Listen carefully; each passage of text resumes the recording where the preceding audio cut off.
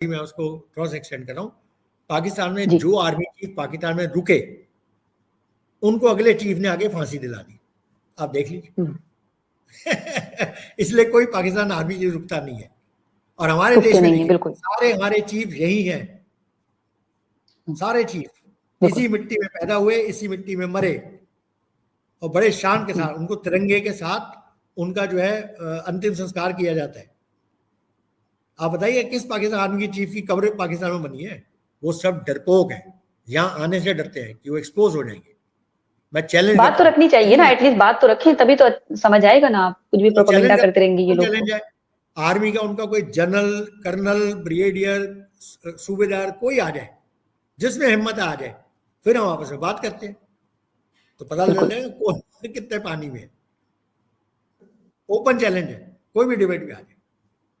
मैं तो एफओ से हूं, ओपन चैलेंज है। और हेलो माय ब्यूटीफुल व्यूअर्स, अस्सलाम वालेकुम, नमस्ते, सत श्री अकाल, खुशामदीद। आप सभी का चैनल पर बहुत स्वागत है। उम्मीद है कि सब लोग खैरियत से होंगे। जैसे कि आज देख रहे हैं, आज हमें ज्वाइन किया है air commodore SP Singh sir. आपका सबसे पहले तो बहुत बहुत स्वागत कि आपने वक्त निकाला, बहुत शुक्रिया। कैसे हैं आप? थैंक यू यासीन, हम बहुत ठीक है सब, और आपका धन्यवाद कि आपने मुझे फिर अपने चैनल पर बुलाया अपने दर्शकों से बातचीत करने के लिए। It's always a pleasure. Thank you. Thank you so much sir. ये हमारे लिए भी बहुत खुशी और फख्र की बात होती है कि हमारे देश सेवा में लगे हुए वो व्यक्ति हमारे साथ बैठे और हमारे साथ वो तजुर्बा शेयर करते हैं। अभी हम बात करेंगे आज के वक्त की भी, आप हमारे साथ हिस्ट्री की भी चीजें शेयर करते रहे हैं। लेकिन अभी बहुत बड़ी खबर जो आई है, एक तो आपने देखा ही भारत और पाकिस्तान में बहुत ज्यादा तस्करा हुआ है। मिस्टर आसिम मुनीर ने जो स्टेटमेंट दी और जितना वो प्रोवोकेटिव स्टेटमेंट्स उनकी तरफ से आए, काफी ज्यादा वो उसे एक हेट स्पीच में ही उसको काउंट किया जाना चाहिए, और वो है भी हेट स्पीच। पाकिस्तान में काफी सारे दंगे, काफी सारा मार धाड़, केएफसी में तोड़फोड़, बहुत कुछ हुआ है। तो ये तमाम चीजें पाकिस्तान में चल रही हैं। आज इसी कड़ी में हम इन दो मुल्कों को लेकर बात करेंगे, लेकिन बात करना इसलिए इंपॉर्टेंट हो जाता है सर कि ये लोग इस सब चीजों में ना भारत को ले आते हैं। ये पूरा नैरेटिव बिल्डिंग जो कर रहे हैं उसमें ये भारत को एकदम सेंटर में लाकर रख रहे हैं। मैंने आपके साथ एक वीडियो शेयर की, वो तो उसका 1% था, और ऐसी न जाने कितनी वीडियोस हैं जिस पर कल से तस्करे चल रहे हैं। बांग्लादेश ने 1971 में जो पाकिस्तान ने जुल्म सितम किया, पाकिस्तानी आर्मी ने बांग्लादेश के साथ जो किया, उनकी महिलाओं के साथ, उनके बच्चों के साथ जो किया, उसके लिए उन्होंने कहा है कि भाई उस वक्त के लिए हमसे माफी मांगो, साथ ही साथ हमें 3 अरब डॉलर इतना हमें पे करो। उसके बाद आगे के मज़ाकरात होंगे, आगे के एग्रीमेंट होंगे, आगे की डील्स होगी, लेकिन पहले इतना करो। तो इस तमाम ये दोनों मुल्कों के बीच की बात है, इसमें कोई इंडिया का इंटरफेरेंस नहीं होना चाहिए। मगर इंडिया को कैसे भूल सकते हैं? भारत के नाम की तो खाते हैं। अब इन्होंने उसमें भारत को उतार लिया है। आपने वो वीडियो भी देखा होगा। पहले तो आप सर बताएं कि क्यों की गई है ये डिमांड, क्योंकि अभी तो हम देख रहे थे बड़ी इनकी फ्रेंडशिप थी, बड़ी अच्छी अच्छी बातें हो रही थी। अब अचानक ऐसा क्या हुआ है कि 1971 के लिए अब वो कह रहे हैं पहले माफी मांगो, हमें पे करो, उसके बाद हम आगे देखेंगे, और इसमें भारत को क्यों लाया जा रहा है बीच में? देखिए, अगर एक डिस्कशन में दोनों तरफ शैतान हो, ठीक है, समझदार लोग ना हो, सज्जन लोग ना हो, शैतान बैठे हों, तो यही नतीजा होगा कि एक ऐसी चीजें निकल के आएंगी जिसका किसी के पास जवाब नहीं होगा। पहले तो मैं पाकिस्तान को बता दूं, ये जो पाकिस्तान जो कोशिश कर रहा है कि बांग्लादेश के साथ अभी एक ज्वाइन हैंड कर ले, ये अपने पैर पर बहुत बड़ी कुल्हाड़ी मारी। क्योंकि देखिए, जो इनकी आवाम बांग्लादेश को 1971 में जो हुआ, उसकी जो न्यूज़ थी, जो भी इशू थे, वो एक तरह से आवाम भूल चुकी है। ये बहुत हिस्ट्री हो गई, बहुत पुराना केस हो गया, तो मतलब करीब 50 साल से ऊपर हो गए, तो उसको सब तकरीबन लोग भूल गए। और जो अभी यंग जनरेशन है उसने तो सिर्फ किताबों में पढ़ा है, उनको पता भी नहीं है उस समय क्या हुआ था। जब आप इस इशू को छेड़ते हैं तो आप जो है पूरी हिस्ट्री को बाहर निकाल के खड़ा कर देते हैं, जैसे कहते हैं कब्र से निकाल के मुर्दा खड़ा कर देना सामने। अब इसका इफेक्ट मेनली पाकिस्तान को क्या नुकसान होने वाला है, एक तो वैसे उनकी बुरी हालत है, दूसरा अब जो यंग जनरेशन है जिसको नहीं पता था कि भाई क्या क्या हुआ, क्या एट्रोसिटीज हुई, कैसे बांग्लादेशियों को जीनोसाइड हुआ, उनको मारा गया, रेप किए गए पाकिस्तान आर्मी ने, क्या तो पाकिस्तान आर्मी अपने ही देश में अपने आप को फिर से एक्सपोज कर देगी। पाकिस्तान आर्मी की हमेशा कोशिश है कि अपने देश में एक ऐसी इमेज बना के रखें कि भाई हम ही आपके सेवियन हैं, हम ही आपकी रक्षा कर सकते हैं, गवर्नमेंट नहीं कर सकती, हम आपकी रक्षा कर सकते हैं। और एक हवा जो क्रिएट किया हुआ है इंडिया कि भारत हमेशा आपको आएगा, मारेगा, खा जाएगा, करेगा। उस हौवे से हम बचा सकते हैं। अब जब 1971 का पूरा जो हिस्ट्री खुलेगी तो बड़ा कुछ खुलेगा, उसे सब निकल के आएगा। ना सिर्फ ये निकल के आएगा कि भाई आपने 1971 में बांग्लादेशियों के जो बांग्लादेश में थे उनका क्या जेनोसाइड आपने किया, किस तरह से कत्लेआम किया, उसके बाद भारतीय आर्मी ने आके आपको किस तरह खदेड़ा और आपके 90,000 प्रिजन ऑफ वॉर पकड़े गए। इससे बड़ी शर्म की बात क्या हो, जो एक शर्म छुप चुकी थी, जो लोग भूल चुके थे, आपने उसको फिर से जिंदा कर दिया। तो हमें इसमें कुछ करने नहीं, तो बड़े खुश हैं, करिए। जो वो भारत के अगेंस्ट करना चाह रहे हैं, पाकिस्तानी ये नहीं रियलाइज कर रहे, पाकिस्तान आर्मी के वो अपने ही पैर पे कुल्हाड़ी मार रहे हैं। चलिए, ये तो एक मुद्दा है। दूसरा, अब बांग्लादेश की हालत देखिए। बांग्लादेश एक स्टेबिलिटी की तरफ बढ़ रहा था शेख हसीना के लीडरशिप में, ठीक है, और बड़ा क्लियर था, उन्होंने जो रेडिकल लोग थे उनको एक तरह से साइडलाइन किया था, और एक प्रोग्रेसिव गवर्नमेंट थी जो इंडिया के साथ, एक बड़े देश के साथ हाथ मिला के उनकी हेल्प लेके अपने देश की इकोनॉमी को बढ़ा रहे थे। आप इकोनॉमी का कंपेयर कीजिएगा, बांग्लादेश की इकोनॉमी पाकिस्तान की इकोनॉमी से बेटर थी शेख हसीना के जमाने में। आप सोचिए, जब पार्टीशन हुआ तो बांग्लादेश छोटा हिस्सा था, वॉर उन्होंने सहा, उसके बावजूद उनकी इकोनॉमी बेटर हो गई थी पाकिस्तान से। तो ये एक बड़ी अच्छी चीज थी बांग्लादेशियों के लिए। मैंने उन ऑफिसर्स के साथ जाके काफी इंटरेक्शन किया है, मैं बांग्लादेश गया हूँ, हम लोग भी आते हैं, उनसे मिलते रहते हैं। बांग्लादेशी ऑफिसर यहाँ पे ट्रेनिंग के लिए आते थे, उनका यही कहना था, हमेशा ये बोलते थे बांग्लादेश मिलिट्री के, एयरफोर्स के, नेवी के, उनके आर्मी के ऑफिसर्स, कि भाई हमें इंडिया से अच्छा हमारा दोस्त कोई नहीं। लेकिन जो तख्ता पलट हुआ और जो रेडिकलाइजेशन, जो रेडिकल हावी हो गए, उन्होंने अपने देश को फिर से गर्त में धकेल दिया। अब नुकसान किसका है? इंडिया का तो कोई नुकसान नहीं है, हमें कोई फर्क नहीं पड़ता।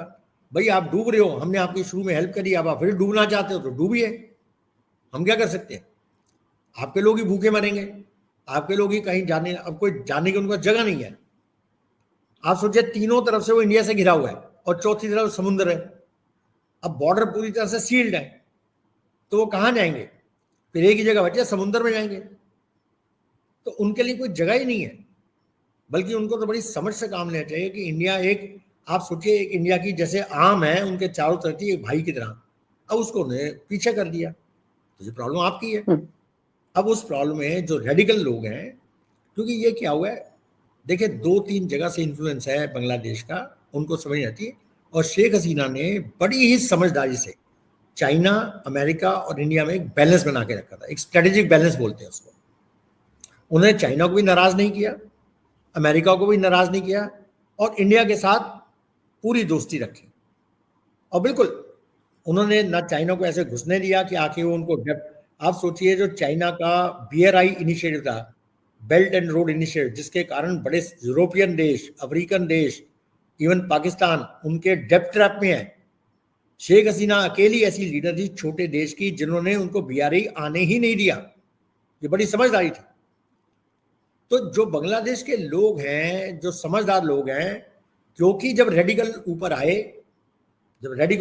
आए तख्ता पलट के लिए, तो जो समझदार लोग थे उनको खड़े होना चाहिए था। वो समझदार लोग 80% थे, रेडिकल 20% थे। तो ये 80% चुप रहे।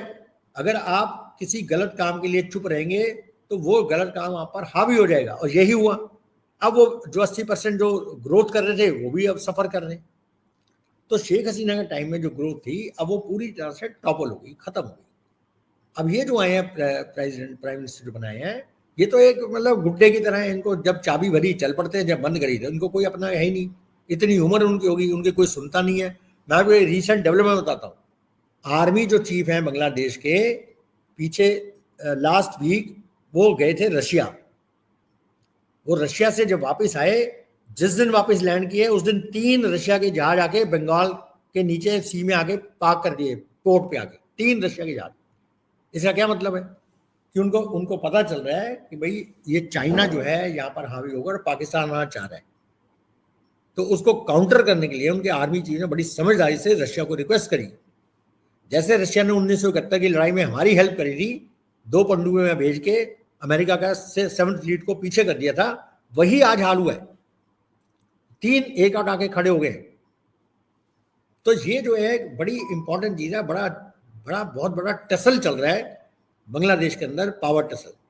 और आर्मी चीफ उस मूड में नहीं है कि मैं टेक ओवर कर लूं, लेकिन वो चाहते हैं कि स्टेबल गवर्नमेंट बने। बड़ी समझदारी है उनकी। वो आर्मी, उनको मालूम है आर्मी रूल जो है हमारे देश को फर्दर डिस्ट्रॉय करेगा। तो उसके ना करते हुए उन्होंने लाके वो जो करा है, उससे अमेरिका का इंटरफेरेंस, चाइना का इंटरफेरेंस और पाकिस्तान, तीनों का इंटरफेरेंस एक झटके में बंद कर दिया उन्होंने। अब जो देश के अंदर उनके हालात हैं वो बड़े बुरे हालात हैं।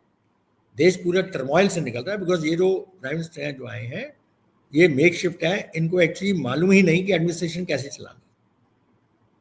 तो ये एक बड़ी बुरी हालत है इनकी इकोनॉमी। अब देखिए, ट्रंप ने आके ऊपर से बोल दिया कि ये इंडिया और बांग्लादेश का मैटर इंडिया सॉल्व करेगा, और ट्रंप ने इनको पर तारीफ लगा दी है। एक तो इनकी इकोनॉमी वैसी, बिकॉज इंडिया से कट ऑफ हो गए तो इनकी इकोनॉमी नीचे आनी शुरू हो गई, और ऊपर से तारीफ लग गए।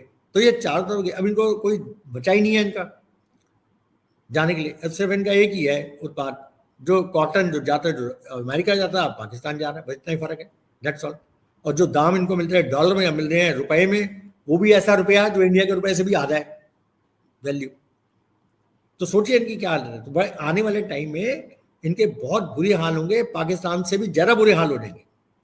अभी भी समय है उनके पास कि वो फिर से इंडिया के साथ आके जुड़ जाए और रेडिकल फोर्सेस को कंट्रोल करें। अगर नहीं करें तो ये एक्चुअली हुआ क्या है, बाइडन जो है बड़ी ही चालाकी से जाते जाते बांग्लादेश का, जिसे बोलता हूँ, बेड़ा गर्क करके चले गए। क्योंकि बाइडन को चाहिए था, वो एक नीचे उनके आइलैंड है, उसका नाम भूल गया, उस पर कंट्रोल चाहिए था उनको अपनी मिलिट्री भेजने के लिए।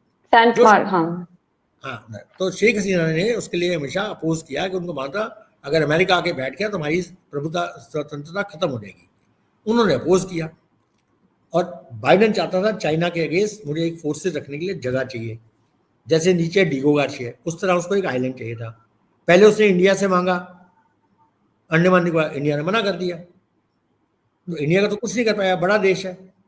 तो उसने ले दे के बांग्लादेश पे आ गया। अब बांग्लादेश में जब ये किया तो उसने सत्ता पलट करी। सत्ता पलट करके खुद तो बाहर निकल गया, उसकी सत्ता पलट हो गई, अपनी सत्ता पलट हो गई, ट्रंप आ गए। लेकिन यहां बांग्लादेश में क्या हुआ, उसको रिकवर करना बड़ा मुश्किल हो गया। अब चाइना जो है, पहले चाइना इंटरेस्टेड, अब देखिए क्या हो रहा है, चाइना पहले इंटरेस्टेड था, अब चाइना की अपनी हालत खराब है, ड्रैगन की अपनी पूंछ में आग लगी हुई है। ट्रंप ने ऐसी फायर लगाई है कि वो चाइना को समझ नहीं आ रहा हम कहाँ जाए। वो चाइना जो अभी वर्ल्ड की सेकंड इकोनॉमी है, हमारे से भी नीचे गिर जाएगा। हमें कुछ करने, हम अपने आप ही हम थर्ड इकोनॉमी बन जाएंगे। तो यूएस के बाद जर्मनी, जर्मनी के बाद हम बन जाएंगे, क्योंकि जापान भी बड़ी पीछे हमारे से आने वाला है। हम फिफ्थ से सीधा थर्ड पे पहुंच जाएंगे। हमें कुछ नहीं करना, क्योंकि जो टैरिफ लगाई हैं, जो टैरिफ वॉर चल रही है चाइना और यूएसए के बीच में, यस यूएसए को नुकसान होगा, पर यूएसए को जो नुकसान है बहुत कम होगा, चाइना का बहुत बुरा नुकसान। क्योंकि चाइना जो है, देखिए उसका चाइना का क्या है, वो एक ऐसा देश है जो सिर्फ आउटसोर्स बिजनेस पे डिपेंड करता है इकोनॉमी। उनका अपना कुछ नहीं है, वो बना बना के दुनिया को बेचते हैं। तो उनका जो है एक जो मॉडल है इकोनॉमी, उसके कारण है। अब अगर टैरिफ लग जाएगा तो उनका सारा माल पड़ा रहेगा। और चाइना जो म्यांमार से सामान उठा के एक मिडिल मैन की तरह यूएस से बेचता, सब बंद, म्यांमार पे भी टैरिफ लग गए। तो ट्रंप ने बड़ी समझदारी से चाइना को बिना लड़ाई लड़े जमीन पे लाके खड़ा कर दिया। अब ना तो चाइना के दिमाग में ताइवान आ रहा है, ना चाइना के दिमाग में गलवान आ रहा है, ना चाइना के दिमाग में बांग्लादेश आ रहा है। उसकी अपनी आग लगी हुई है, वो अपनी इकोनॉमी को बचाए कि पहले दूसरे देशों दे। तो चाइना बाहर समझ लिए, बांग्लादेश से बाहर है। तो ये एक अपॉर्चुनिटी देखी पाकिस्तान ने कि भाई ये तो बड़ा अच्छा मौका है। भाई बांग्लादेश जो है इंडिया से अलग हो गया, जिसने बनाया बांग्लादेश को, चाइना अब अपनी अलग धुन में है, चाइना करेगा नहीं कुछ, तो हम बचे, हम जल्दी से उस पर कब्जा कर लेते हैं। अब ये सबसे बड़ी हंसी की बात है कि एक भिखारी दूसरे भिखारी के घर पे कब्जा करने चला है। पर सर मुझे तो ऐसा लग रहा है मुआवजा कम मांगा है, $4 अरब से ज्यादा का मुझे लग रहा है इनका। और अगर 1971 के लिए सिर्फ इन्होंने माफी, जी अब मुझे ये नहीं पता कैलकुलेशन किस तरह से हुई है जी। $4.2 बिलियन मांगे हैं, लेकिन बेस्ट तरीका है कि पाकिस्तान का 4.2 बिलियन का 1 बिलियन भी नहीं है। मैं ये तो कह रहा हूँ, एक भिखारी चला दूसरे भिखारी में कब्जा करने। हर हर 3 महीने में ये बार बार IMF के पास 20 का कटोरा लेके पहुंचे और 1 बिलियन मांग लेते हैं, और IMF इनको लीज पे, मतलब उस पे लोन पे $1 बिलियन दे देता है। तो जो देश $1 बिलियन की भीख लेके जी रहा है, वो 4 बिलियन दूसरे देश को कहां से देगा? तो पाकिस्तान को, बिल्कुल बड़ा पाकिस्तान सवाल। ने एक चील की तरह झपट्टा मारने की कोशिश किया है, पर इसमें उसके अपने ही पंजे टूटेंगे और अपनी ही चोंच टूटेगी। तो ये तो जी एक अपॉर्चुनिटी ग्रैब करने के लिए अंदर घुसे हैं पाकिस्तान, अदरवाइज वो कुछ नहीं कर पाएंगे। क्योंकि बांग्लादेश को इस समय पैसे चाहिए, तो कहता भैया ठीक है, जो आ रहा है मैं उससे पैसे मांगता हूँ। चाइना आता उससे मांगते, अमेरिका आता उससे मांगते, इंडिया आता उससे मांगते। ये बांग्लादेश इस समय बड़ा तैयार है, जो भी आएगा कि हमें बांग्लादेश में तुम्हें करना होगा, पैसे दे दो पहले, किसी भी तरीके से मांगेंगे। तो पाकिस्तान का तो उनका लेजिटिमेट रीजन है। अब जो ये 3 कंडीशन रख दी, तो पाकिस्तान के इन तीनों में से किसी का जवाब नहीं है। तो ये सिचुएशन आप देखिए, कुछ नहीं होने वाला। जी, ये है जो इस वक्त जो बांग्लादेश के चीफ एडवाइजर हैं वो है मोहम्मद यूनिस। इस वक्त पाकिस्तान बांग्लादेश में कोई प्रधानमंत्री नहीं है, चीफ एडवाइजर के तौर पर हैं वो वहां पर, और बाकी हम देख रहे हैं कि जो स्टूडेंट विंग है उनकी वो किस तरह से बांग्लादेश में चीजें हो रही हैं। सर आपने एक बहुत इंपॉर्टेंट, जी आपने एक बहुत इंपॉर्टेंट बात कही कि इस वक्त चाइना को अपनी ही पड़ी है, उसको कहाँ किसी दूसरे की पड़ी, उसको अपना, और चाइना और USA का जो टैरिफ कॉन्फ्लिक्ट चल रहा है वो उसमें है अभी।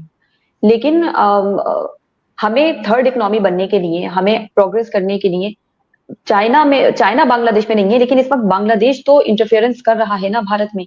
जो आपने देखा वेस्ट बंगाल का हाल, वो किसी से छिपा नहीं है, और जो भी अब तक जानकारी और चीजें सामने आई हैं, लोगों के बयानात या रिएक्शंस जो भी चल रहा है, उससे ये भी आया है कि इलीगल माइग्रेंट्स और साथ ही साथ किस तरह से बाहर के लोगों का भी जो उपद्रवी थे उसमें वो शामिल थे। तो इन लोगों के तो अपने मजाकरात हो रहे हैं। अभी सुनने में आया है कि पाकिस्तान के जो विदेश मंत्री हैं उनका भी ढाका और काबुल का दौरा है। तो इनका आपस में चल रहा है, लेकिन भारत के अंदर आग लगाने की कोशिश क्यों की जा रही है? और मैं तो यहाँ तक इनके डिस्कशन में सुन रही थी कि ऐसा कुछ होना चाहिए कि बांग्लादेश और पाकिस्तान को फायदा हो, लेकिन भारत को नुकसान होना चाहिए। तो ये तो इतने दूर तक की सोचते हैं कि अगर इनको फायदा भी हो तो भारत का नुकसान वहां पे होना चाहिए, ये कंफर्म होना चाहिए बात। मैं ना आपको एक पंजाबी की कहावत सुनाता हूँ, बड़ी फेमस है पंजाबी की, कि कावां दे शाप ना बिलियां नहीं मरियां। नाउ अब इसको बताता हूँ क्या है भाई। एक कौआ है, काव मतलब कौआ, क्रो, वो पेड़ के ऊपर बैठा है, वो पेड़ के ऊपर बैठा होता है, नीचे बिल्ली बैठी है और रोटी बिल्ली के पास पड़ी है। तो कौआ क्या है कि मैं रोटी कैसे लूं? तो क्या करता है, बिल्ली को श्राप देता है, बिल्ली अंधी हो जाए, बिल्ली मर जाए, बिल्ली की सांस रुक जाए, बिल्ली को हार्ट अटैक आ जाए। तो भाई उसके बोलने से, उसके सोचने से थोड़ा ही हो जाएगा, बिल्ली थोड़ा ही गायब हो जाएगी, वो अपने आराम से रोटी खा के चलिए। और तुम में हिम्मत है तो आ जाओ, पेड़ के ऊपर बैठे बैठे बोल रहे हो बिल्ली अंधी हो जाए, बिल्ली मर जाए। तो इसे बोलते हैं कि कौवा जो है ऊपर बैठ के श्राप दिया जा रहा बिल्ली को, कि बिल्ली को ये हो जाए, बिल्ली को वो हो जाए, कुछ नहीं होने वाला बिल्ली को। तो ये सिचुएशन पाकिस्तान की है। वो कौवे की तरह ऊपर बैठा है और इंडिया को बोल रहा है कि इंडिया का नुकसान हो जाए, इंडिया खत्म हो जाए, इंडिया को ब्लास्ट हो जाए, कुछ नहीं होने वाला। तो ये कहावत कुछ नहीं होने वाला, पाकिस्तान के ऊपर बिल्कुल फिट बैठती है। देखिए क्या होता है। लेकिन सर मुझे हमेशा ऐसा लगता है, नेशनल सिक्योरिटी के लिहाज से देखती हूँ, जैसे आज ही की खबर थी कि बांग्लादेश में फिर से एक हिंदू लीडर जो है उनको मारा गया है, और जिस तरह से वहां पर लगातार ये खबरें आती रही हैं जब से मोहम्मद यूनुस चीफ एडवाइजर वहां के बने, और वहां पर जो रिजीम चेंज हुई उसके बाद से लगातार हमने देखा कि कैसे निशाना बना बना के लोगों को खत्म किया गया। अभी वही नजारा हमने वेस्ट बंगाल में देखा, काफी खौफनाक। तो जब ये पाकिस्तान और बांग्लादेश जो है ये आपस में किसी तरह का एग्रीमेंट या किसी तरह की फ्रेंडशिप सोचते हैं, तो ये अपनी फ्रेंडशिप से ज्यादा भारत को नुकसान पहुंचाने की सोचते हैं। तो ऐसे में एज एन इंडियन हम लोगों को कितना सतर्क रहना चाहिए? सोशल मीडिया पर भी काफी कुछ चल रहा है, और साथ ही साथ मैं आपसे 1971 का भी जानना चाहूंगी कि उस वक्त में हमारी भारतीय फौज की तो हम सब जानते हैं कि किस तरह की क्या उनकी भूमिका रही, लेकिन अगर स्पेशली मैं इंडियन एयरफोर्स की भूमिका जानना चाहूँ, तो वो आप हमें थोड़ा सा तफसील बयां कर सकें। तो ये दोनों चीजें दिमाग में आ रही हैं, आज के वक्त की सिक्योरिटी का मुद्दा और उस वक्त हमारी इंडियन एयरफोर्स की भूमिका। देखिए पहले मुद्दे की बात करें तो मैं वही बोला, कोई फर्क नहीं पड़ता पाकिस्तान और बांग्लादेश अगर मिलके भारत को नुकसान, ये देखिए सोच है उनकी, शुरू से सोचा कि किसका नुकसान, उस नुकसान पहुंचाने की सोच के लिए आज देखिए पाकिस्तान गर्त में पहुंच गया। हमारे देश में प्रधानमंत्री 80 करोड़ लोगों को मुफ्त राशन दे रहे हैं, ठीक है, और पाकिस्तान की उतनी पॉपुलेशन नहीं है, और वहां पे लोग ट्रकों को लूट रहे हैं खाने के लिए। तो ये तो डिफरेंस है। तो हमारे तो देश बहुत बड़ा है, ये उसको, ये इनका हमेशा से यही रहा कि हम नुकसान इंडिया को पहुंचाएं। इन्होंने कभी अपनी कंट्री की प्रोग्रेस के बारे में नहीं सोचा, वह इंडिया को नुकसान पहुंचाए, उस चक्कर में खुद अपना नुकसान कर लेते हैं। तो इस सोच से इनका ही नुकसान ज्यादा होगा। दूसरी जो बात है वेस्ट बंगाल में जो हो रहे हैं, देखिए उसके लिए बड़े पॉलिटिकल रीजंस हैं, और जो ममता बनर्जी हैं वो क्योंकि उनकी एक इंक्लिनेशन एक पर्टिकुलर कम्युनिटी की तरफ है, तो वो उसको कुछ कहने के बजाय या उनको कंट्रोल करने के बजाय उनको एक तरह से खुली छूट दे देती है। तो उसका रीजन है कि इस तरह के अटैक हो जाते हैं, और उसके ऊपर फिर उनका लीगल एक्शन कोई नहीं लिया जाता, इवन लीगल एक्शन नहीं किया जाता, उसके कारण उनका हौसला बुलंद हो जाता है। नहीं तो इसको रोकने के लिए कोई मुश्किल है। देखिए जब बीएसएफ गई तो एकदम सब कुछ शांत हो गया, सेंट्रल फोर्सेस। तो ये जो है सिचुएशन को कंट्रोल करने के लिए सेंट्रल गवर्नमेंट बड़ी अवेयर है, और हमारी सारी इंटेलिजेंस एजेंसीज, हमारे लोग जो हैं वहाँ उस बॉर्डर पर बड़े सतर्क हैं। तो ऐसा कुछ नहीं है, लेकिन देखिए प्रॉब्लम क्या है, हमारे यहाँ भी कुछ करप्ट लोग हैं, पैसे के लिए अपने देश को बेच देते हैं, उसके लिए हम फिर उसका कोई इलाज नहीं है। तो वो लोग अगर बॉर्डर पे कहीं खड़े हैं और इन लोगों को अंदर ले आते हैं तो उसका कोई इलाज नहीं है, उसको फिर हम जब मिलेंगे उनको पकड़ा जाएगा, उनका करे, और फिर अंदर आके हमारे ही जो यहाँ के एमएलए हैं वो उनको आधार कार्ड बनवा देते हैं। तो ये करप्शन का इशू है जिसके कारण ये इशू आ गया, वो एक अलग है, और उसके लिए गवर्नमेंट को स्ट्रिक्ट होना पड़ेगा, जो गवर्नमेंट थोड़ा अभी इस समय स्ट्रिक्ट नहीं है। मेरे हिसाब से होना चाहिए कि ऐसे लोगों को पकड़ के जेल में ठूसते रहना चाहिए, इनको छोड़ना नहीं चाहिए। दूसरी गलती हमारी थोड़ी जुडिशरी की भी है कि बड़ा लीनियंट हो जाती है, इनको थोड़ा फटाफट बेल दे देती है, इनको छोड़ देती है। जुडिशरी को भी सख्त होना पड़ेगा, अगर अपने देश को बचाना है तो हमारी जुडिशरी को, स्पेशली सुप्रीम कोर्ट के जजेस को बड़ा स्ट्रिक्ट होना पड़ेगा, क्योंकि अगर नहीं होंगे तो ये मुसीबत बढ़ती जाएगी। तो इसको थोड़ा सा एक हर लेवल पे कंट्रोल करना पड़ेगा, स्टेट लेवल पे, सेंट्रल लेवल पे और जुडिशरी लेवल पे। वो एक अलग इशू है। हमारी सेंट्रल फोर्सेज जो है सब वहां पर हैं, डिप्लॉयड है, तो ऐसा कुछ नहीं होने वाला, ठीक है। ये थोड़ा एक पॉलिटिकल इशू बनाया हुआ है, दैट्स ऑल। अब आते हैं आपकी जो बात जो आप कह रहे हैं एयरफोर्स की। देखिए जो 71 वॉर थी उसमें हमारे दो फ्रंट थे खुले हुए, वेस्टर्न फ्रंट जो पाकिस्तान के साथ, जो मेन पाकिस्तान जो है उसके साथ, और एक ईस्ट पाकिस्तान जो अब बांग्लादेश है। दोनों तरफ से हमारी एयरफोर्स के और आर्मी लगे हुए थे। नेवी भी अपने हिसाब से कराची में और सब जगह बंद किया हुआ था।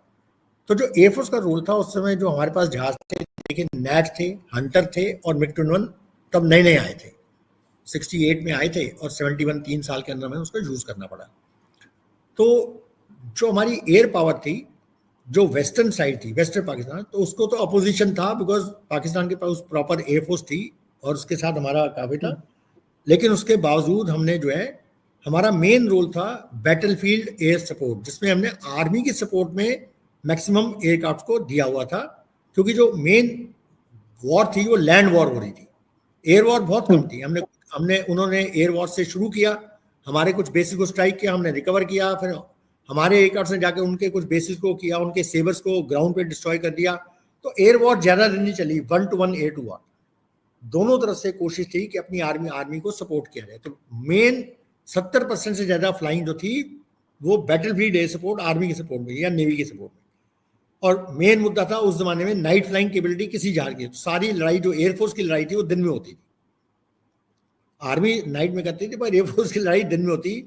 तो जब आपको याद होगा जो लोंगेवाला की बैटल बड़ी फेमस है, जहां पर करीब 106 टैंक उनके पाकिस्तान के आगे थे, पैटर्न टैंक, और उन्होंने बोला था, उनके जो कमांडर थे उन्होंने बोला था कि जो लंच है जोधपुर में और डिनर दिल्ली में। रात के जो अटैक हुआ तो सिर्फ वहां पे एक छोटी आर्मी की एक बटालियन थी 9 सिख की, वो सिर्फ वही थे जिसको मूवी बनी है, बॉर्डर मूवी। तो वो उन्होंने पूरी रात हिम्मत से अपनी LMG और LSR के बल पे टैंकों को आगे आने से रोके रखा, और सूर्य की पहली किरण के साथ 6 के हंटर जैसलमेर से उड़े और उन्होंने तबाही मचा दी। सो कि उनका कमांडर का जो ऑडियो था, जो उसने अपने पीछे पाकिस्तान फोर्सेस को भेजा, कहता है कि हमारे सर पर इंडियन एयरफोर्स के जहाज नाच रहे हैं, एक आता है जाता है तो दूसरा आता है, नॉन स्टॉप हमारे ऊपर बॉम्बिंग हो रही है। ये उसकी अपनी वॉइस रिकॉर्डिंग है जो हमारे पास है। तो इतना है, और हमने उस 106 में से 52 टैंक डिस्ट्रॉय कर दिए थे, सिर्फ 6 हंटर ने, 6 हंटर ही कर दिए, 52 टैंक, और बाकी सारे वे मैदान छोड़ के कायरों की तरह भाग लिए। तो ये वेस्टर्न साइड का मेजर एयरफोर्स का रोल था। अब ईस्टर्न साइड पे जो आप कह रहे हैं बांग्लादेश, वहां पर जो 2 मेजर एक्शन हुए, एक था तंगेल एयर ड्रॉप, क्योंकि हमारी तंगेल रिवर के दूसरी तरफ आर्मी को जाना था, तो पानी भरा था, तो कैसे जाना था, तो उसके लिए क्या होता है, हमारे जो ट्रांसपोर्ट एयरक्राफ्ट हेलीकॉप्टर हैं उसके अंदर हमारे पैराट्रूपर्स को लेके जाते हैं, उनको ड्रॉप करते हैं। तो जो पूरा हमारे उस समय AN-12 डकोटा और जो हेलीकॉप्टर एलओ, उस सब में हमने अपने अपने पैराट्रूपर्स को ले जाके ड्रॉप किया। सबसे बड़ा एयर ड्रॉप था उस समय का, और पूरी आर्मी की बटालियन हमने उस क्रॉस पहुंचा दी, जिसके कारण वो पाकिस्तानियों को सरेंडर करना पड़ा। उसके समय में जब ये एयर ड्रॉप होता है, उसको एयर सपोर्ट दी जाती है, वो पूरी एयर सपोर्ट हमारे नेट्स और हंटर्स ने दी। और जब ये उनका अपोजिशन जो है, क्योंकि पाकिस्तानी एयरफोर्स की ज्यादा एयरफोर्स थी नहीं वहां पे, तो हमारे पास ज्यादा अपोजिशन नहीं था, कुछ गिने चुने 16 सेबर थे, दैट्स ऑल, कुछ भी ना, सारे सेबर इस साइड थे। तो बड़े आराम से उनको ओवरकम हमने पूरी एक तरह से एयर सुप्रीमेसी एस्टेब्लिश कर दी थी वहां पे। तो एयरफोर्स ने 3 दिन के अंदर पूरी एयर सुप्रीमेसी, पाकिस्तान का कोई अपोजिशन नहीं था एयरफोर्स का, बल्कि उनके सब जहाज जूट गायब हो गए थे वहां से, कोई नहीं। और जब हो रहा था सरेंडर से पहले, जब अभी भी जो गवर्नर हाउस था वो कंट्रोल में था, तो फिर फाइनली जो मिग-21 थे हमारे, उन्होंने जाके गवर्नर हाउस पे जाके बॉम्ब गिराया। जब गवर्नर हाउस पे बॉम्ब गिरा तो वो एकदम पूरी आर्मी घबरा गई, उन्होंने सरेंडर कर दिया। तो वो सरेंडर करने का जो फाइनल नेल था कॉफिन में, वो मिग-21 के बॉम्बिंग से हुआ था। तो ये एयरफोर्स का बड़ा मेजर रोल था ईस्टर्न साइड में बांग्लादेश की क्रिएशन में। ये दोनों तरफ का एयर पार का रोल था उस समय का। बाकी और बड़े रोल थे, medical support role, otherwise para drop role, और सप्लाई ड्रॉप रोल, हेलीकॉप्टर से लेके जाना, कम्युनिकेशन, और बड़े रोल थे जो किए गए थे, पर मेजर रोल ये थे, मेजर ऑपरेशंस।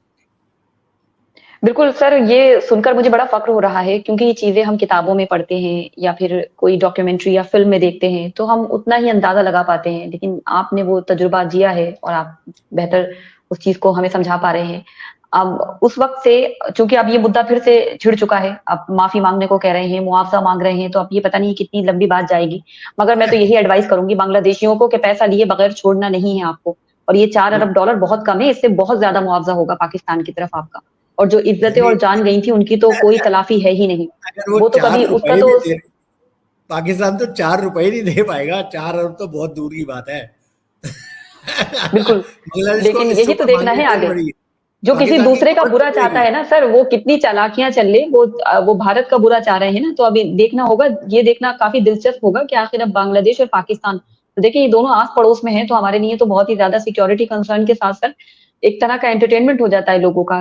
सब यही कह रहे होते हैं कि चल क्या रहा है दुनिया में एक्चुअली, आस-पड़ोस में चल रहा है ये सब कुछ। लेकिन हाँ, मैं ये ज़रूर फिर से कहूँगी, बांग्लादेशी जो भी देखते हैं, बिल्कुल आपको पैसा नहीं छोड़ना है अपना, अपना मुआवज़ा भी लीजिए और माफ़ी भी मँगवाइए। लेकिन मैं सर आज के वक़्त में ये जाते-जाते आपसे जानना चाहूँगी, काफ़ी अम, रोमांचित इसको एक न्यूज़ की तरह लिया जा रहा था कि जब शेख हसीना साहिबा जो है, जब वहाँ से निकली, तो आज के समय में भी जिस तरह से हमारी एयरफ़ोर्स का जो रोल आया उसमें, किस तरह से वहाँ पर उनको गार्ड किया गया, किस तरह से उनको महफ़ूज़ लाया गया, वरना वो बहुत कुछ उस वक़्त हो सकता था हशर-नशर, और वो हिंसा जो है वो एक अलग लेवल पर जाती। तो थोड़ा-सा उस बारे में अगर हमें एक्सप्लेन कर पाएँ कि ये कैसा रहा पूरा ऑपरेशन, और देखिए ख़ैर क्या हुआ है, इसको लेकर काफ़ी जब तस्करे शेख हो हसीना रहे हैं, का, अभी भी मैं देख रही थी बिल्कुल जब शेख पाकिस्तान में, हसीना लेकिन का, आप बताएँ हमें भूमिका? जी। देखिए शेख हसीना का जो निकलने का समय है वो हुँ, बड़ा क्रूशियल था, और समय बहुत कम था। इसमें मैं बांग्लादेश आर्मी के चीफ को भी धन्यवाद कहना चाहूँगा। वो जो भी थे, जो भी उनको लोग बोलते हैं, हुँ, एटलीस्ट वो अपने देश के प्रति और अपने प्रधानमंत्री के प्रति वफादार थे। उन्होंने बड़े ही समय रहते हमारे आर्मी चीफ को कॉल कर दिया था कि भाई ये सिचुएशन डेवलप हो रही है, और हो सकता है कि हमारी जो प्राइम मिनिस्टर है उनको इवैक्यूएट कराना पड़े। हमारे पास कोई ऐसा तरीका नहीं है करा पाएंगे, आपको ही हमें हेल्प करनी पड़ेगी। तो फ्रॉम आर्मी चीफ ये सीधा प्रधानमंत्री को बताएगा, प्रधानमंत्री फिर एयर चीफ को। तो ये सब मीटिंग हुई, तो हमने अपना जो है एक C-130 जहाज हमारे जो है C-130 एक सबसे one of the best aircraft जो हमने अमेरिका से लिया है। उसकी कैपेबिलिटी मैं आपको बताता हूँ।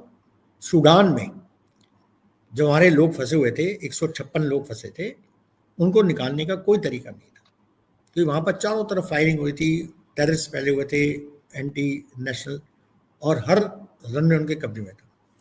एक रनवे था जिसकी पूरी सरफेस टूटी हुई थी, लिटरली वो कभी यूज ही नहीं हो रहा था, डिसयूज रनवे था। वहाँ पे ना तो नाइट लैंडिंग फैसिलिटी थी, ना ही कोई क्रैश लैंडिंग फैसिलिटी थी, ना कोई क्रैश सपोर्ट फैसिलिटी थी। उस जगह पे जाके हमारा C-130 गया, अपने नेविगेशन सिस्टम से उस रनवे पे लैंड किया रात को, बिना नाइट लैंडिंग फैसिलिटी के, उस टूटे हुए सरफेस पे लैंड किया। वहां पे लैंड किया, रुका, पूरे लोगों को बोर्ड कराया गया। वहां पर आसपास कमांडो, पहले हम कमांडो लेके गए थे, जैसे ही जहाज उतरा कमांडो बाहर निकले, उन्होंने पूरा एरिया सिक्योर कर दिया। सबके पास नाइट विजन थे। C-130 के अंदर भी सारे नाइट विजन सिस्टम है, और नाइट विजन से आप लैंड कर सकते हैं, फ्लाई कर सकते हैं। तो जो हमारे गरुड़ कमांडो थे, एयरफोर्स के गरुड़ कमांडो, वो सब निकले। करीब हम 26 गरुड़ कमांडो लेके गए थे, वो सब बाहर निकले, उन्होंने पूरा सिक्योर किया। और उसके बाद इन सब लोगों को C-130 के अंदर डाला गया। और उसके बाद फिर गरुड़ कमांडो आए, और जो एयरक्राफ्ट मूव कर रहा था, पहले तो मूविंग एयरक्राफ्ट में नीचे उतरे और मूविंग एयरक्राफ्ट में ही चढ़े गरुड़ कमांडो, और उसके बाद एयरक्राफ्ट का रैम्प क्लोज करके टेक ऑफ करके सेफली अपने लोगों को ले आया। ये उस एयरक्राफ्ट की कैपेबिलिटी है। तो उसी एयरक्राफ्ट को शेख हसीना जी के लिए यूज किया गया था। तो ये एयरक्राफ्ट जो है हमारे यहाँ पर ईस्ट में एक बेस है, फॉरवर्ड बेस, मैं उसका नाम नहीं बता सकता, पर वहाँ पर है, वेस्ट बंगाल में ही है, जो नया बेस बना है C-130 का, वहीं से उसको स्टैंड बाय में था। तो जैसे ही उनके आर्मी चीफ का मैसेज आया कि भाई अब सिचुएशन खराब हो चुकी है, आप किसी तरह से जहाज भेजिए, तो आप देखिए 18 मिनट के अंदर, 18 मिनट्स के अंदर हमारा जहाज वहां लैंड कर चुका था, इतनी फास्ट। और लैंड किया, शेख हसीना अंदर बैठी, उनका जो जो इम्पोर्टेंट सामान था वो आर्मी ने ऑलरेडी उनके लिए पैक कर दिया था, जो इम्पोर्टेंट उनके पर्सनल की चीजें थी वो सब तैयार था। उनको उसमें बांग्लादेश की आर्मी ने, इससे पहले कि ये जो रेडिकल लोग, उनको हवा भी लगती, एक आध हवा में उड़ चुका था। और उसके बाद फिर आर्मी चीफ ने डिस्क्लोज किया वहां के। तो ये वहां के आर्मी चीफ की बहुत बड़ी मैच्योरिटी है। उन्होंने अपने देश के एक लीडर को, जिसके साथ उनका था, उन्होंने काम किया, उसकी रक्षा करी और अपने देश की भी रक्षा, क्योंकि उनको पता है आने वाले समय में हो सकता है उनको दोबारा जरूरत पड़े। तो एक बड़ी मैच्योरिटी का काम किया, और इंडिया ने समय रहते ही रिएक्ट किया और हम उसको जाके ले आए। तो ये नक्सल में बता रहा हूँ, बाकी बड़े सारे इंट्रिकेसीज हैं, बहुत कुछ हुआ, क्या क्या हमने और किया वो मैं नहीं बता रहा, पर ये एक बेसिक जो इवैक्यूएशन है वो इस तरह से किया गया। बिल्कुल सर, बड़ा ही मुझे तो फक्र हो रहा है सुनकर कि 18 मिनट में पूरा रास्ता कवर करना, क्योंकि उसके 10 मिनट बाद ही हमने देखा था प्रधानमंत्री कार्यालय में और प्रधानमंत्री आवास में पहुंचने के बाद जो हशर नशर और जिस तरह की तस्वीरें और वीडियोज आई थी दुनिया को शर्मनाक करने वाली, कि उनकी जो निजी सामान था उस तक का भी वहां स्टूडेंट्स के नाम पर जो दंगाई घुसे थे, जो उपद्रवी घुसे थे, आतंकी घुसे थे, उन्होंने क्या नहीं किया था। तो ये मैं बांग्लादेश के आर्मी चीफ का और जो बांग्लादेश की आर्मी का आप बता रहे हैं वो भी काबिल फख्र बात है कि उन लोगों ने समय रहते अपने देश के लिए अपनी लॉयल्टी रखी, जिसको क्रिटिसाइज किया जाता है पाकिस्तान में बहुत ज्यादा। तो आपने तो ये शायद कुछ % हमें बताया है, बट आई एम श्योर कि हमारे व्यूवर्स को भी और जानकारी मिली होगी, मैं समझ रही हूँ इस चीज को। तो thank you so much sir, मुझे बड़ा अच्छा लग रहा है और मेरा दिल कर रहा है और चीजें जानने को मिले। जी जी, आप कुछ कह रहे हैं? कई चीजें हैं जो ओपन चैनल्स पर नहीं बताई जाती। मैंने आपको एक बेसिक इसलिए बताया कि हमारे देश के नौजवानों को पता चले कि हमारे देश की कैपेबिलिटी क्या है, और हम कैसे अपने जो मित्र देश हैं उनकी सहायता के लिए हमेशा खड़े हैं। मेरे नौजवान दोस्तों को मैं ये बताना चाहता हूँ कि आप देखिए हमारा देश किस तरह से अपने पड़ोसी देश के लिए, चाहे उनके जो भी पॉलिटिकल रिलेशन हो, चाहे हाँ अच्छे बुरे, लेकिन उनकी रक्षा के लिए जब आप एक SOS कॉल देते हैं तो भारत जो है हमेशा फर्स्ट रिस्पॉन्डर की तरह खड़ा है आपके साथ। बड़े सारे ऐसे देश हैं आसपास के जिनके लिए, अनलाइक चाइना जो सिर्फ लूटने के लिए आता है, या पाकिस्तान जो एक चील की तरह नोचने के लिए आता है, इंडिया कभी ऐसा नहीं करता। हमारा दिल बहुत बड़ा है, और इंटरनेशनल प्रेशर के बावजूद हमने शेख हसीना जी को यहाँ रखा हुआ है। ये हमारी ताकत है। समझिए हमारे देश की ताकत। पूरे वर्ल्ड में इतना प्रेशर है इंटरनेशनल इस समय कि उनको वापस दिया जाए। मोदी जी खड़े हैं अडिग चट्टान के, नहीं, वो कहते हैं हमारा जो है हमारे मित्र रहे हैं, मित्र देश, हम ऐसा नहीं करते। तो ये होती है एक दृढ़ता हमारे देश की, जो एक उसका कोई देश नहीं बोल पा रहा, ना कोई यूएन में बोल पा रहा, ना कुछ में बोल पा रहा है। हमारा देश इस समय इतना ताकतवर हो गया है, आप ये इस चीज से समझिए। और हम किस तरह के ऑपरेशंस करते हैं वो शायद किसी ने सोचे भी नहीं होंगे। और ये सब, बिकॉज मैं एयरफोर्स से रहा हूं, ये सब शुरू है मोदी जी के आने के बाद। उनसे पहले कभी आज तक हमारी एयरफोर्स को ऐसा कोई मौका ही नहीं दिया गया। कांग्रेस सरकार ने हमेशा एयरफोर्स, आर्मी, नेवी को दबा के रखा, कभी नहीं करने, कोई ऐसा मौका नहीं दिया, स्पेशली अगेंस्ट पाकिस्तान या ऐसे कोई करने के लिए। ये जो आप देखते हैं दृढ़ता, सर्जिकल स्ट्राइक, चाहे आर्मी की हो, चाहे एयर स्ट्राइक हो, या ऐसे जो इवैक्यूएशन है सूडान का या यहाँ का, ये मैंने कभी सोची भी नहीं थी। मैं खुद रहा, मैं एयरफोर्स में पायलट रहा हूँ, मैंने कभी सोचा कि हम भी ऐसा कर पाएंगे। पर आज मैं बहुत गौरवान्वित हूँ कि हमारे देश की पॉलिटिकल जो लीडरशिप है इतनी स्ट्रांग है। और लेकिन सर 1971 में जो जिस तरह से हमारी फोर्स की भूमिका रही है वो तो काबिले तारीफ रही थी। लीडरशिप चाहे किसी की भी रही हो, लेकिन जो उस वक्त काम हुआ वो भी एकदम फ्री हैंड थे जी। उस समय इंदिरा गांधी जी बड़ी अच्छी सुदृढ़ नेता थी, 100%। मैं उनको 100% मार्क्स देता हूँ। उन्होंने, जैसे आज मोदी जी हैं वैसे इंदिरा गांधी जी थी, उसमें कोई डाउट नहीं है। लेकिन उनके पहले, उनके बाद में कौन लीडर है बताइए जिसने ऐसा कुछ किया? सब घबराए घूमते थे, डरे डरे घूमते। क्यों भाई? आप 26/11 का एग्जाम्पल ले लीजिए।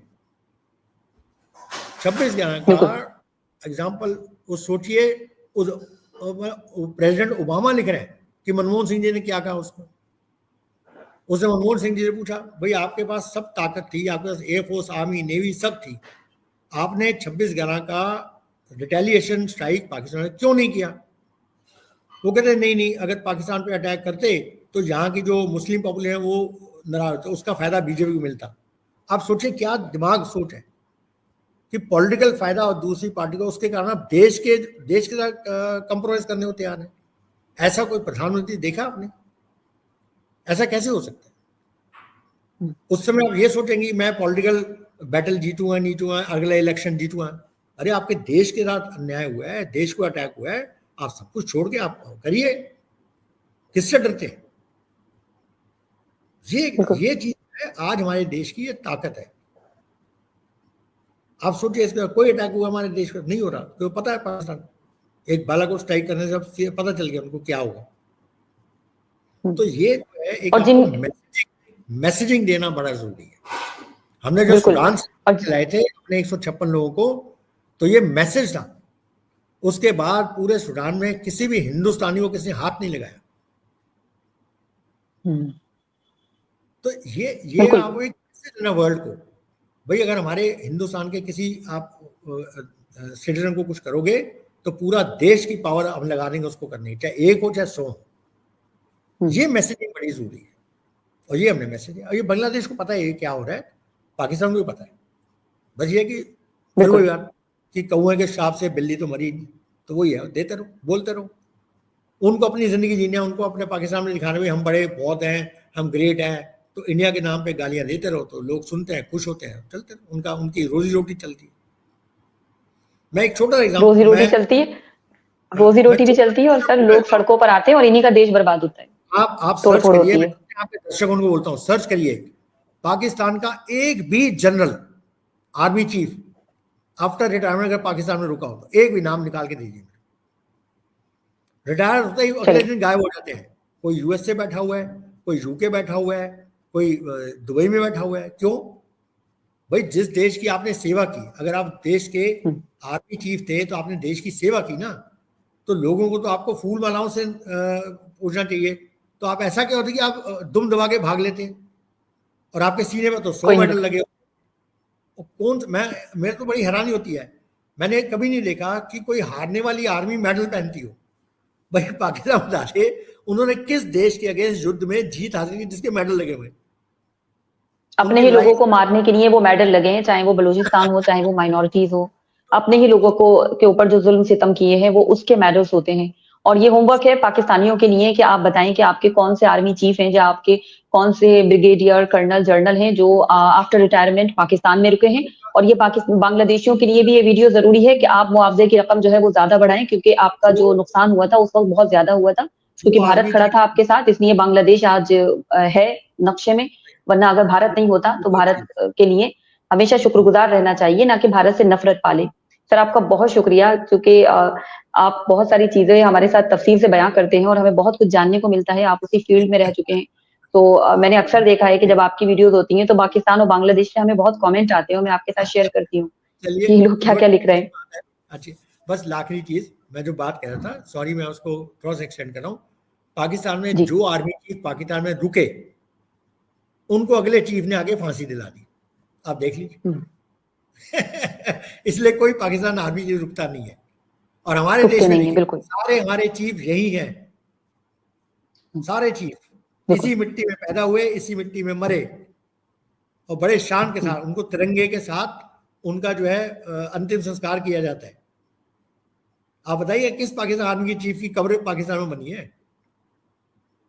तो ये तो ये पाकिस्तानी आपको बेहतर बताएंगे, अब आके ये वर्क करेंगे, होमवर्क करेंगे जो ये सवाल कर रहे हैं। यही आपको दर्शा तो देता है सर आप कि कभी हम इस पे भी बात रखेंगे, और मैं तो बहुत कोशिश कर रही हूँ कि पाकिस्तान से जुड़े, but they are very cunning, very clever, कि वो मना कर देते हैं शो के लिए। रनिंग नहीं है। कोई भी इनके मेजर पाकिस्तान जनरल किसी को जोड़ना चाहो। है, वो सब डरपोक है, यहाँ आने से डरते हैं कि वो एक्सपोज हो जाएंगे। मैं चैलेंज बात करता तो हूँ, रखनी चाहिए ना, एटलीस्ट बात तो रखें, तभी तो समझ आएगा ना। आप कुछ भी तो प्रोपेगेंडा चैलेंज करते रहेंगे ये लोग तो। चैलेंज है आर्मी का, उनका कोई जनरल, कर्नल, ब्रिगेडियर, सूबेदार कोई आ जाए, जिसमें हिम्मत आ जाए, फिर हम आपस में बात करते हैं, तो पता चल बिल्कुल जाएगा कौन कितने पानी में है। मैं तो बिल्कुल चैलेंज कर रहा हूँ, बिल्कुल। तो चैलेंज, ओपन चैलेंज है, कोई भी डिबेट में आ जाए।